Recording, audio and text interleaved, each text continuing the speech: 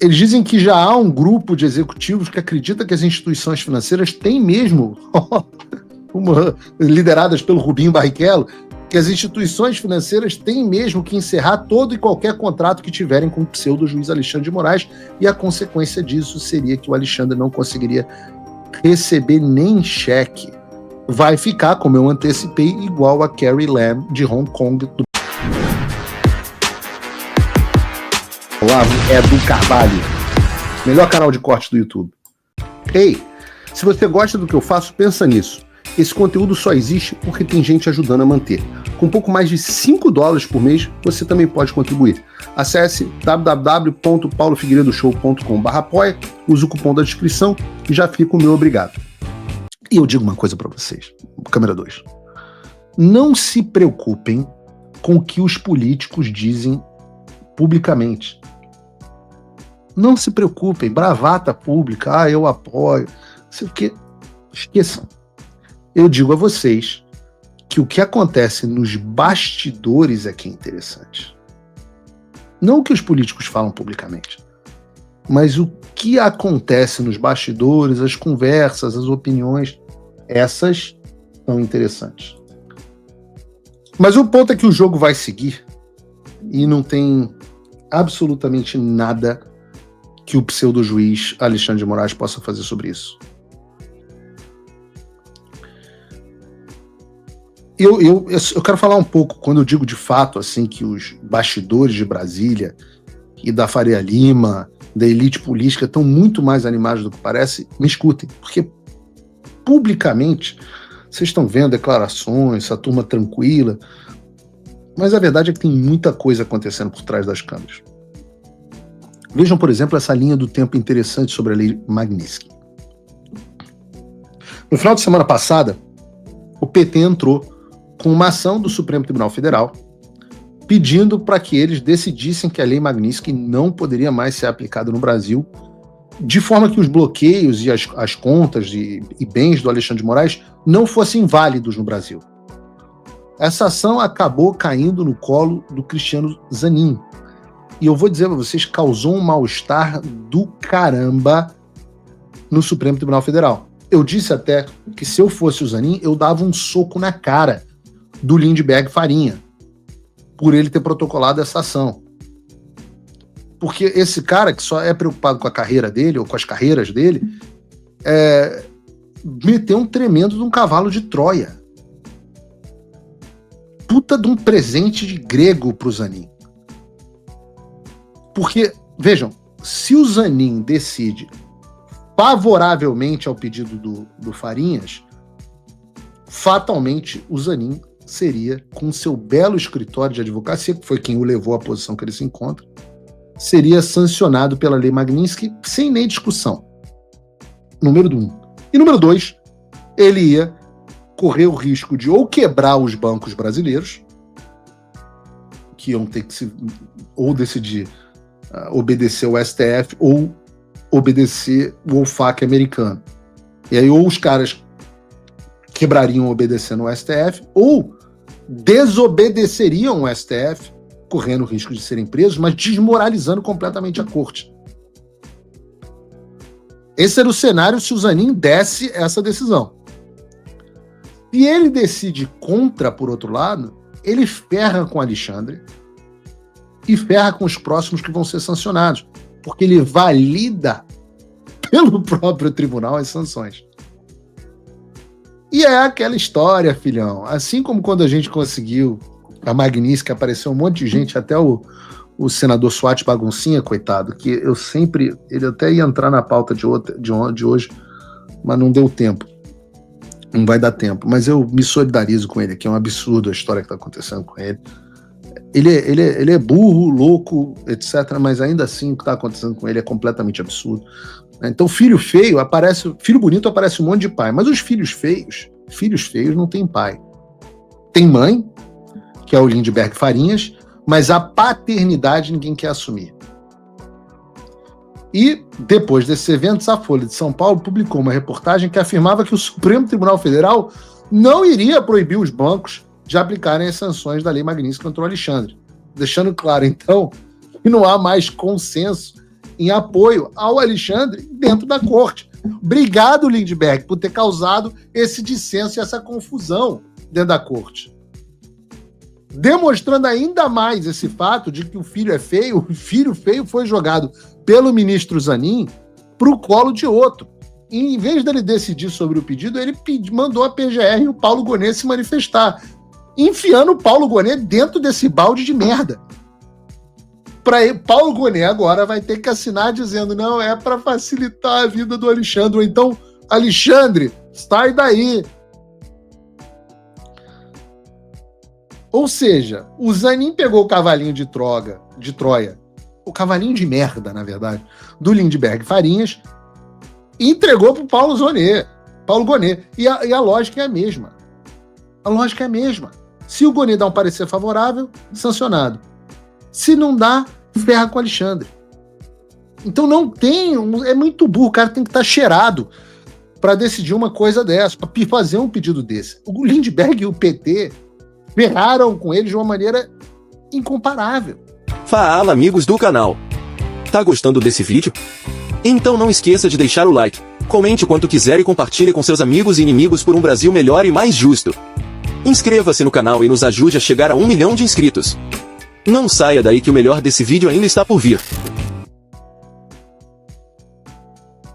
Eu não sei vocês, me respondam no chat se vocês ficam... Você fica chateado de ver o sistema desesperado sem saber o que está fazendo?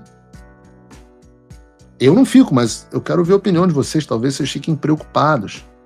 Então, os mais de 111 mil espectadores do Paulo Figueiredo Show talvez fiquem preocupados. E tem muita coisa que eu nem posso falar para vocês, cara. Nem posso falar. Muitos bastidores que chegam aqui a gente, eu posso dizer que tem aquela musiquinha, Bruno, pra gente, aquele funkzinho maneiro. Abrimos com forró hoje, mas temos... Que isso, elas estão descontroladas. Que isso, elas estão descontroladas. É muito bom. E não é só entre os ministros, não. O Donald Trump é um gênio, porque ele conseguiu misturar todo mundo no balaio. É a classe produtiva, é o Supremo Tribunal Federal, é a classe política. Mas como é que será que anda a elite financeira? Os bancos, a Faria Lima. Meu amigo, digo para vocês que na Faria Lima o clima não está muito melhor, não. Eu digo que estão completamente perdidos. Já tem executivo grande de banco defendendo congelar tudo que o Alexandre tem no Brasil. Isso vai acontecer mais cedo ou mais tarde.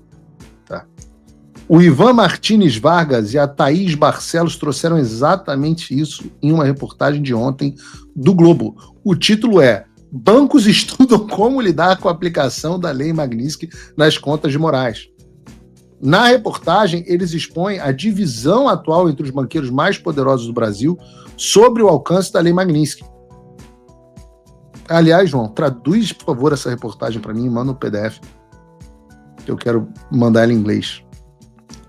Mas eles dizem que já há um grupo de executivos que acredita que as instituições financeiras têm mesmo, lideradas pelo Rubinho Barrichello, que as instituições financeiras têm mesmo que encerrar todo e qualquer contrato que tiverem com o pseudo-juiz Alexandre de Moraes, e a consequência disso seria que o Alexandre não conseguiria receber nem cheque. Vai ficar, como eu antecipei, igual a Carrie Lam de Hong Kong, do Partido Comunista Chinês, que tinha que receber tudo em dinheiro vivo. E tudo isso porque esses executivos já perceberam que se não fizerem isso, os bancos vão sofrer punições severas. Há ainda um outro grupo que defende que apenas operações cambiais, investimentos em dólar e cartões internacionais do Alexandre sejam bloqueados.